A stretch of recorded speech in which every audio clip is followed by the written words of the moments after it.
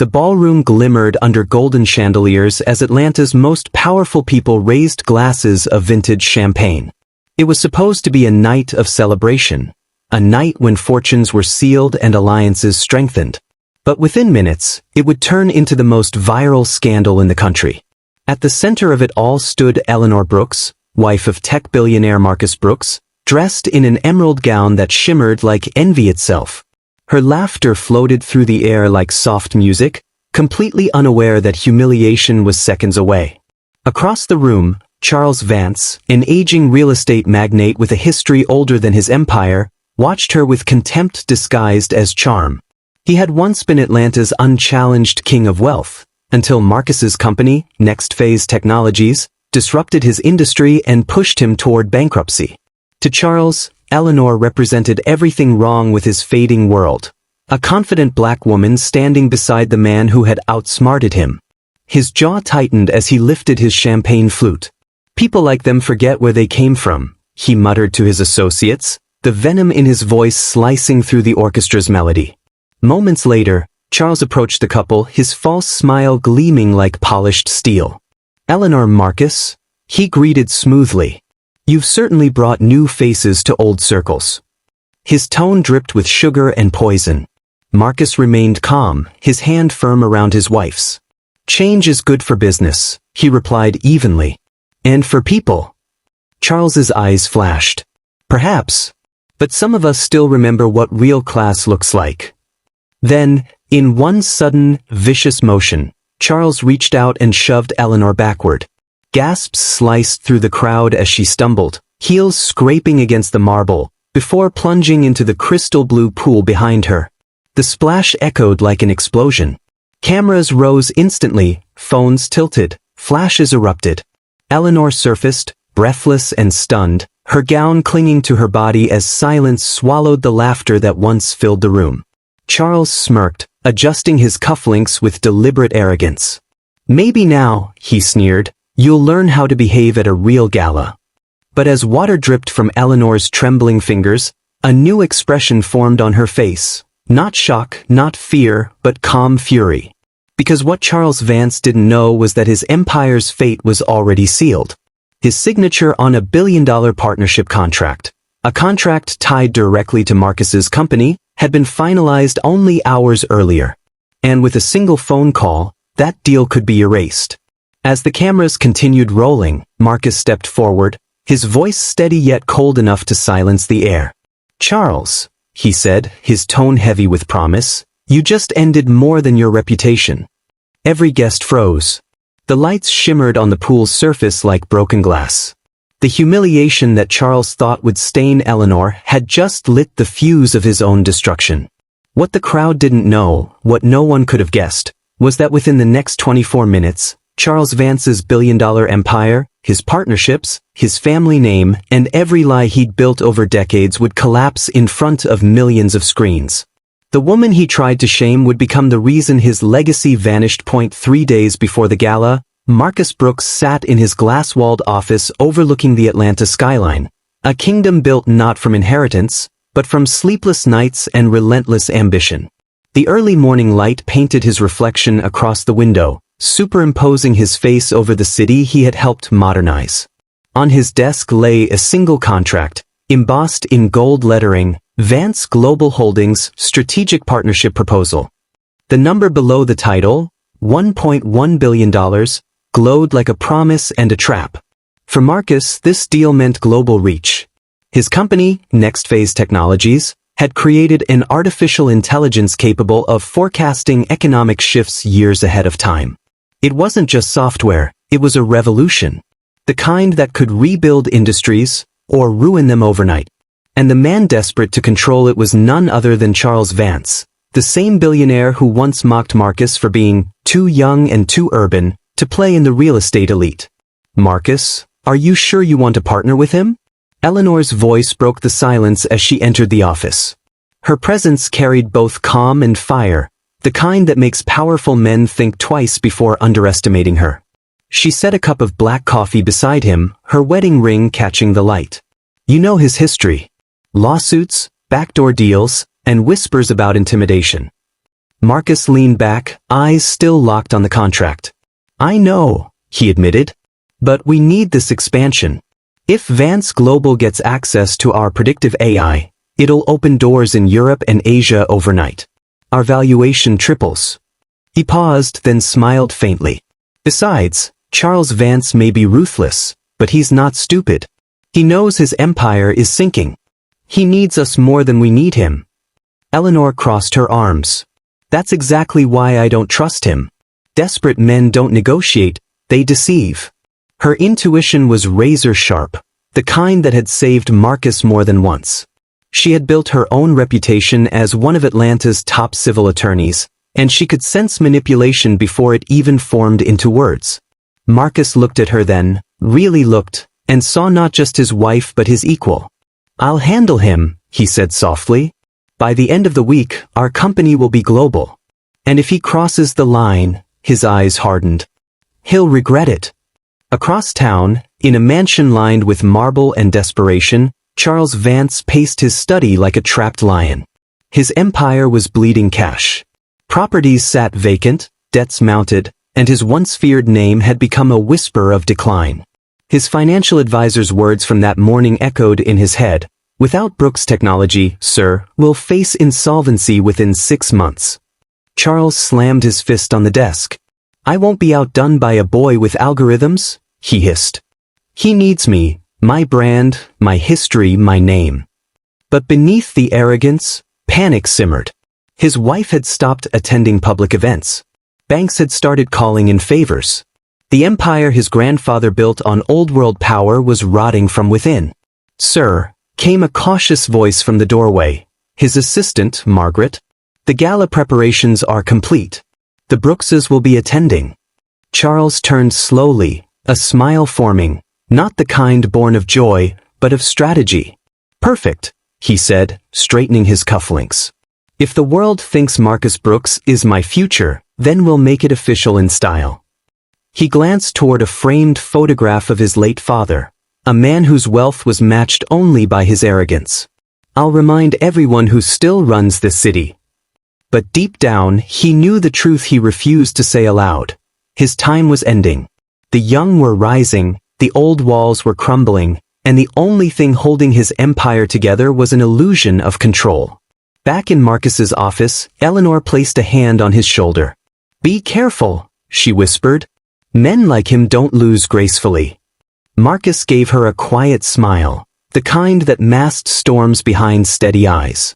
Then we'll make sure his loss is unforgettable. Neither of them knew that in just 3 days, the partnership meant to save Charles Vance would become the weapon that destroyed him, and the push of a single hand would start an avalanche the whole world would watch. The night before the gala, Charles Vance stood alone in his private study, the air thick with the scent of aged whiskey and fear. His mansion, once a symbol of untouchable wealth, now felt like a museum of dying power. The shelves were lined with awards, portraits, and trophies that whispered of a past he could no longer command. Each framed photo seemed to mock him, reminders of the empire slipping through his hands faster than he could save it. A stack of financial reports lay open across the mahogany desk. Red numbers bled across the pages, each one a knife to his pride. Quarterly losses, $214 million.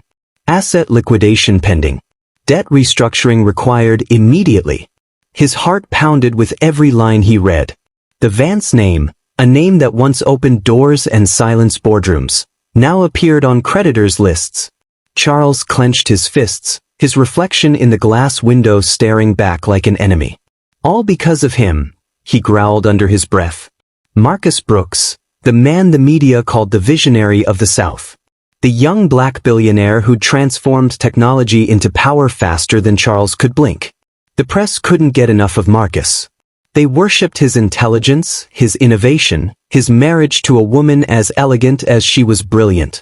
Every headline felt like an insult to Charles's legacy. He hurled the glass of whiskey at the window. It shattered into a rain of gold and shards. He thinks he can outshine me? He thinks his kind can erase everything my family built. The bitterness in his voice was more than anger. It was the echo of a dying dynasty that couldn't accept the future. Sir, came a soft voice from the doorway. Margaret, his longtime assistant, stepped in cautiously, holding a folder. Her eyes flickered to the broken glass but said nothing. She had learned long ago that silence was safer. "What is it?" Charles barked. "The contracts," she said quietly, placing the folder on the desk. "They're ready for the gala tomorrow. Once Mr. Brooks signs, the funds will be transferred within 24 hours. It will save us temporarily." "Temporarily?" His eyes blazed. "No, Margaret. It will save me. Do you understand? Once his AI integrates with my real estate systems, I'll be back on top. I'll rebuild. And then," he paused, a cruel smirk twisting his mouth, "I'll remind everyone who the real power belongs to." Margaret nodded, her stomach tightening. She had seen this look before, the same one Charles had when competitors mysteriously lost contracts or small companies vanished under legal complications. There was something dangerous about a man who couldn't accept being second. When she left, Charles sank back into his leather chair and stared at the flickering fireplace. His father's voice echoed in his mind, gravelly and full of outdated venom. "Never let them in, son. Money stays pure when you keep the right people close." He had built his life on that belief: walls of wealth, clubs with unspoken rules, deals sealed with smiles and exclusion. But now those same walls were crumbling, and the people he once dismissed were rising higher than he ever imagined. Charles picked up the gala invitation resting on his desk. The gold-embossed letters mocked him. Children's Future Foundation Charity Ball, hosted by Vance Global Holdings. Children's Future, he repeated bitterly, swirling his empty glass. Maybe it's time the future learned its place. Across the city, at that same moment, Eleanor Brooks was in her study reviewing case files when her phone buzzed, an anonymous text. "You and your husband don't belong here. Some doors should stay closed."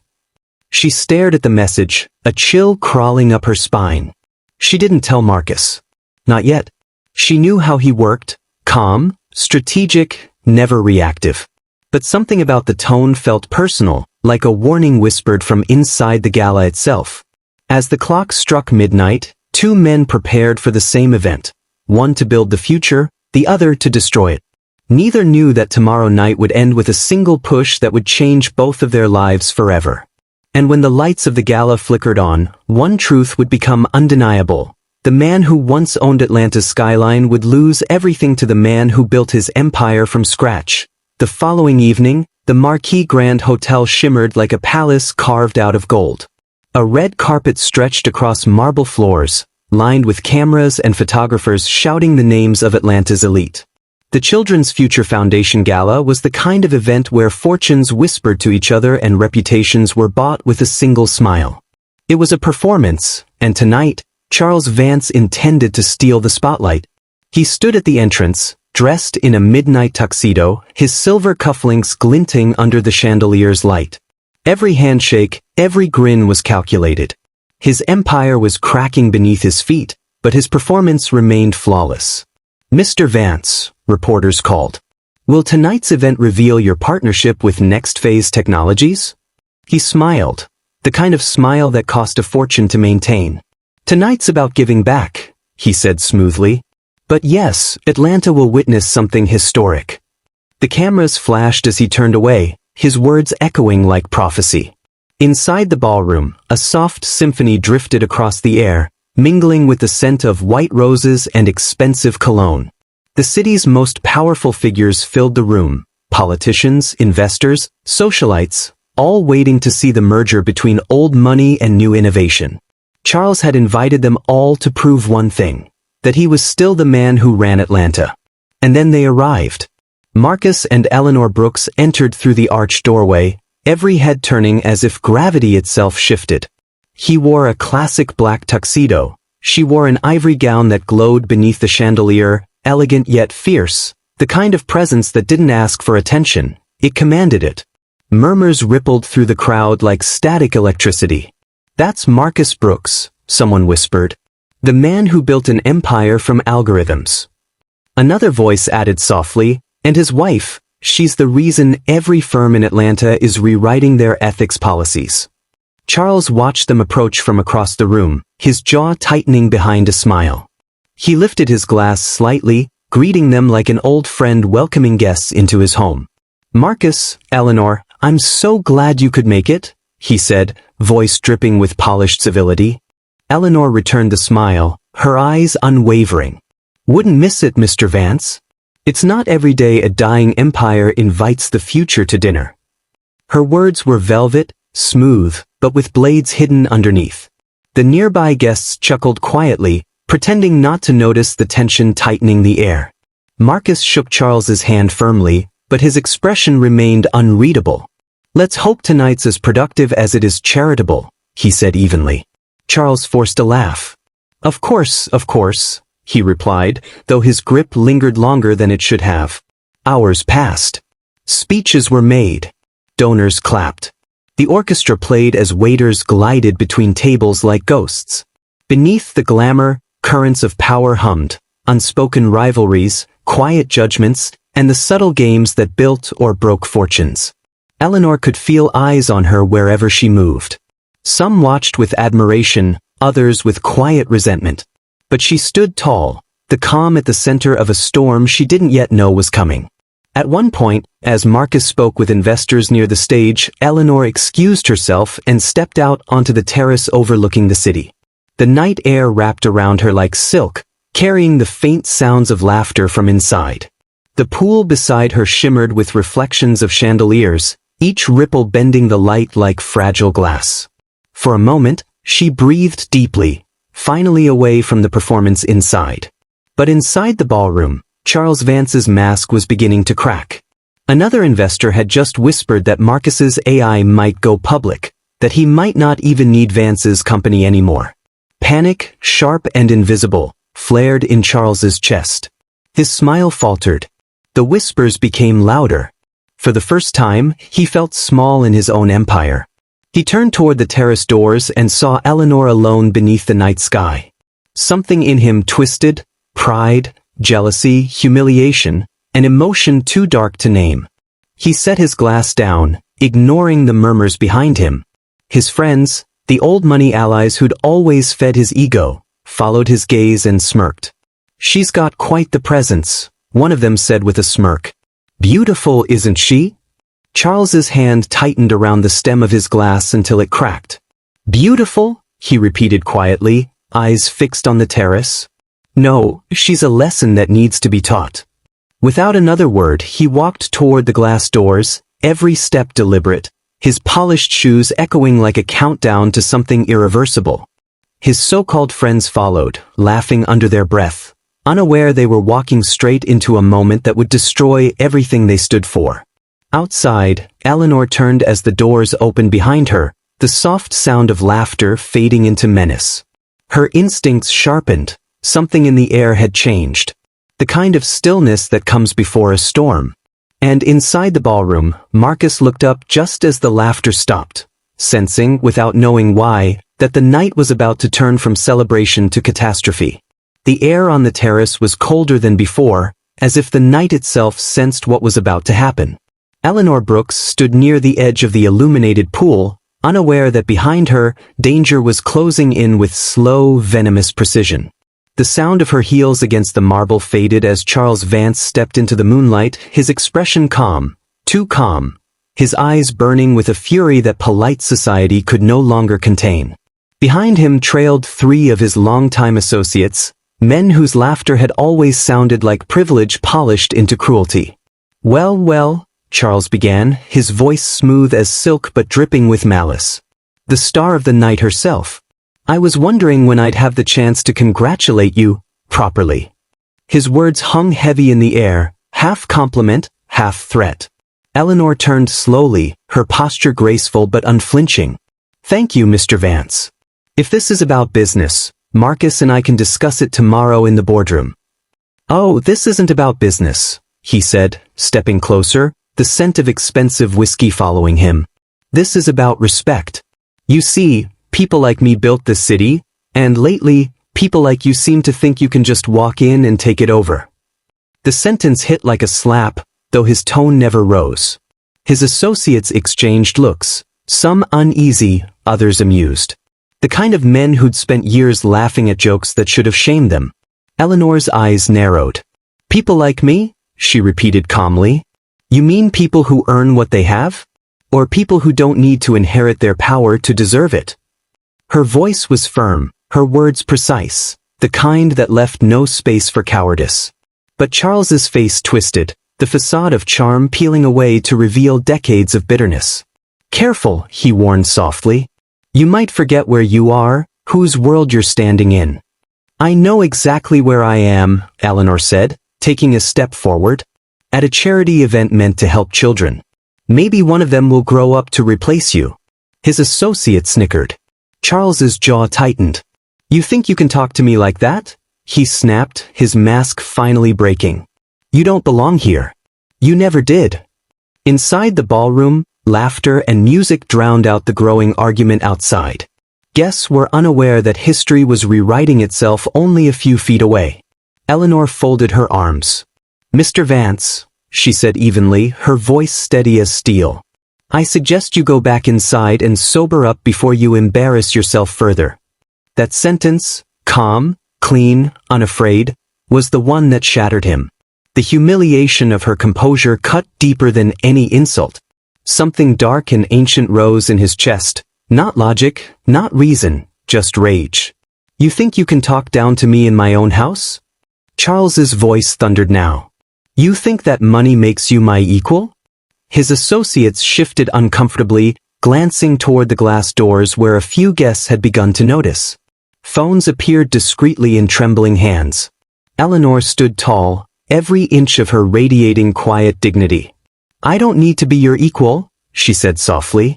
I just need you to stop pretending you still matter. And that was it. With a roar born of pride and panic, Charles lunged forward. His hand struck her shoulders and shoved with sudden, brutal force. For a heartbeat, the world stopped. The clinking glasses, the hum of music, even the air itself seemed to freeze, before her body hit the water with a violent splash that echoed through the night. Gasps erupted from the terrace. The glow of the pool swallowed her like a mirror shattering into silence. Her gown, once glowing under chandeliers, now floated like broken silk beneath the surface.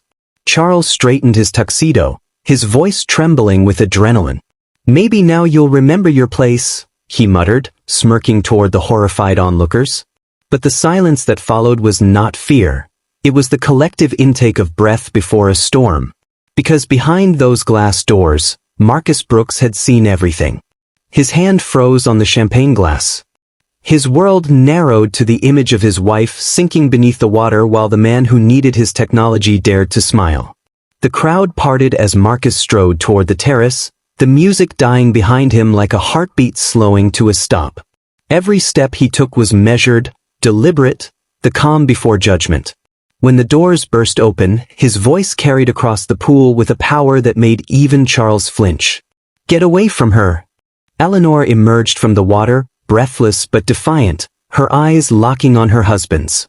Cameras were already recording. Every guest's phone became a witness. Charles turned, trying to summon the charm that had saved him 1,000 times. Marcus, this is a misunderstanding. But Marcus's glare silenced him. No, Charles, he said, his tone cold as marble. This is clarity. The entire terrace went still. What Charles didn't know was that the cameras capturing his arrogance were already streaming live. Within minutes, the footage would hit the internet, and the empire he had spent decades building would crumble faster than the ice melting in his untouched glass.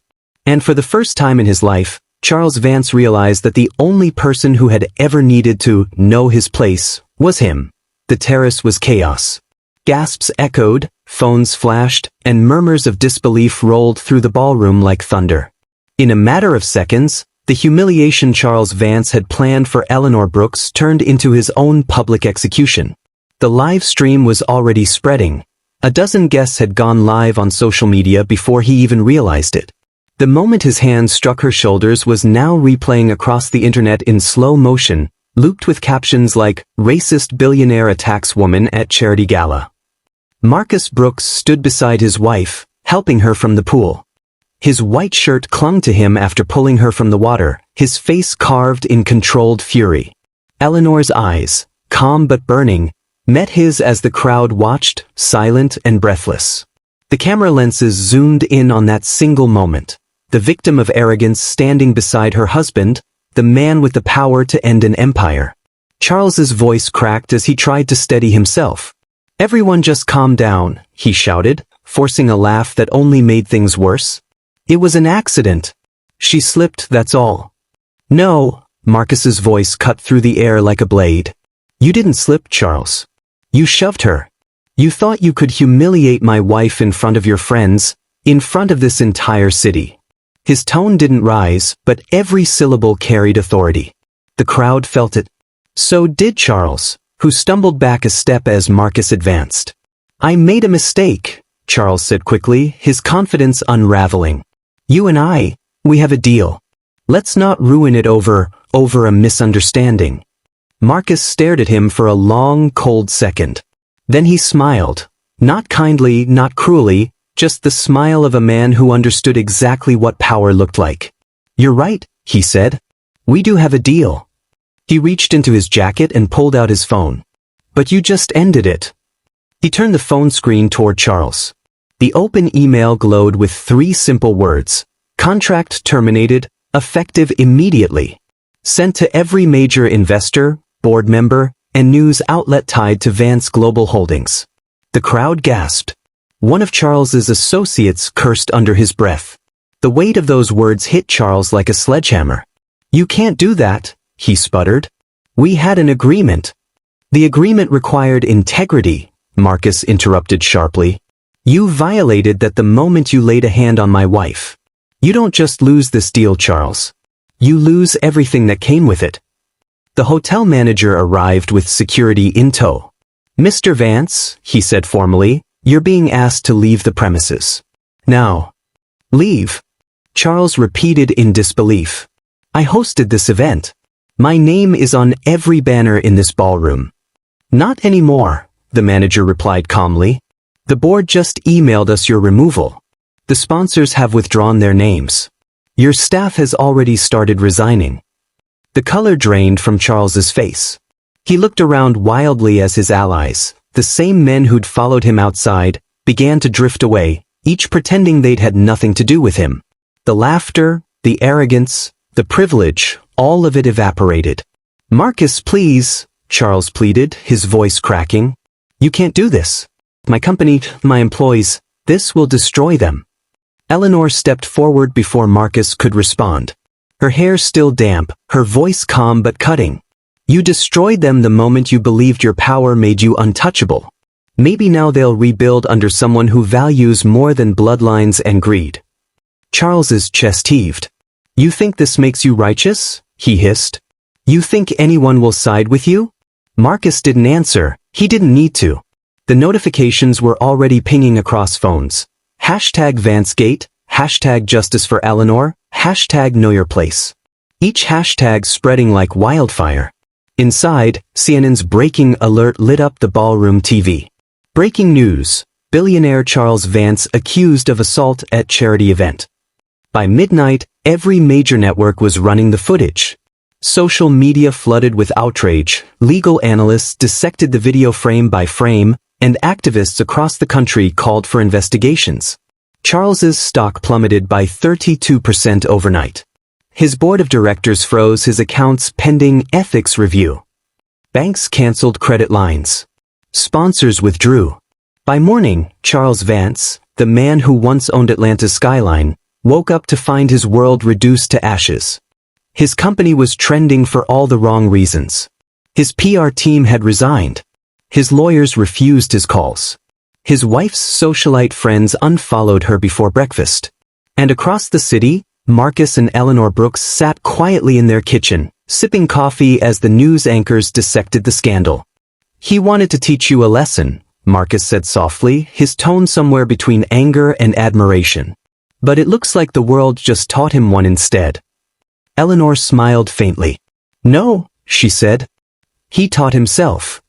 Because humiliation might make headlines, but integrity writes history." 3 months later, the man who once ruled Atlanta's skylines sat alone in a courtroom.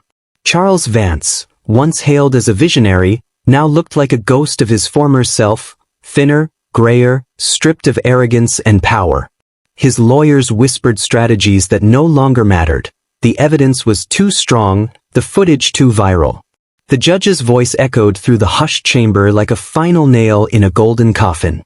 For willful assault, defamation, and corporate misconduct, this court sentences Charles Vance to 5 years in federal custody and orders full restitution to his victims. The gavel struck. The sound was small, but it carried the weight of everything he had built and lost. Reporters swarmed the courthouse steps outside, cameras flashing like lightning. The same media that once praised him now captured his downfall in high definition. Across town, in a quiet community hall once owned by the Vance family, laughter echoed again, but this time it came from children. Marcus and Eleanor had purchased the property through the Equal Path Foundation, a nonprofit they'd founded using part of their settlement. The same marble floor that once hosted elitist galas now supported after-school programs for underprivileged youth. The chandeliers still sparkled, but now they reflected something far brighter than wealth, hope. Eleanor stood on the small stage, addressing a room full of young dreamers. Power, she said softly, isn't about how many people you can stand above. It's about how many you can lift when they've been pushed down. Her words hung in the air, honest and human. She didn't need to name Charles Vance. The world already knew the lesson. Marcus watched her from the back, pride in his eyes. Their story had become a national symbol. Universities studied it, news anchors analyzed it, and millions online called it the moment arrogance met consequence. But for Marcus and Eleanor, it was simpler. It wasn't about revenge. It was about reversal, turning pain into purpose and humiliation into healing. Meanwhile, the viral clip that started it all had surpassed 50 million views. It was no longer just a scandal. It was a reminder that the world had changed, that cruelty, no matter how expensive its suit, could no longer hide behind wealth. Charles Vance's empire had crumbled, but his story had become a warning, one told in classrooms, boardrooms, and living rooms around the world. 5 years later, the same pool at the Marquis Grand Hotel was renamed the Eleanor Reflection Garden. The plaque beneath the water read, "In honor of courage, dignity, and justice, because silence is the ally of cruelty." Tourists visited it, influencers filmed there, and every person who stood beside that blue water remembered that respect was not bought, it was earned. That evening, as the sun set behind the Atlanta skyline, Marcus and Eleanor stood hand in hand on their balcony. The city lights below shimmered like stars scattered across the earth. "Do you ever think about that night?" he asked quietly. "Sometimes," she said, smiling faintly. "But only to remind myself that darkness doesn't win when someone dares to turn on the light." Marcus nodded. "And we did." The wind carried her laughter softly across the skyline, not triumphant, not bitter, just peaceful. Because true victory doesn't scream, it stands.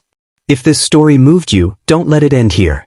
Backhand index pointing right like this video if you believe dignity is stronger than arrogance. Speech balloon comment below. Have you ever seen someone abuse their power, and did you speak up? Your story might inspire someone else. Bell subscribe for more powerful real-life inspired stories where truth, courage, and justice always rise above hate. Because in a world full of noise, your humanity is your voice. And remember, kindness isn't weakness. It's power in its purest form.